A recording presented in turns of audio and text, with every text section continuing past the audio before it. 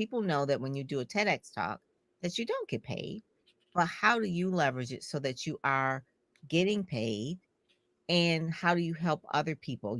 But to say the other side on the speaking, you asked about TEDx first. So I understand the power of leveraging a TEDx enough to know that even though I wanted to retire after 3, here's the thing you wouldn't know because it happened in the last 3 weeks. I did my 5th one. And I have a lady who's reaching out to me saying, "Are you going to submit for this one, Corey?"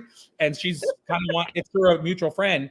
And so if I do it, that would be 6. And that would be like landing 2 in a matter of 6 weeks, which I'm not. Wow. Having said that, the TEDx side, we can track one of my TEDx talks. We can track 300 paid speaking engagements to it. So having said that, to your point, you do not get paid for TEDx. And so to answer the bigger question there is, how do you leverage it? Obviously, first you have to land the TEDx. Interestingly enough, that's why people started coming to me and we started helping people land their TEDx.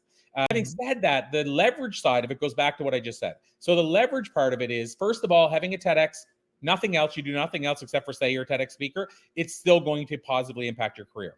So when you go do a talk for a company and they say, up next, we have a multiple time TEDx speaker, that's when people look over at you. That's when I see them put their cell phone down. Oh, TEDx speaker? What they say TEDx? I don't know why, but it has this sort of mystique with it. So just being able to say in your bio that you're a TEDx speaker is huge.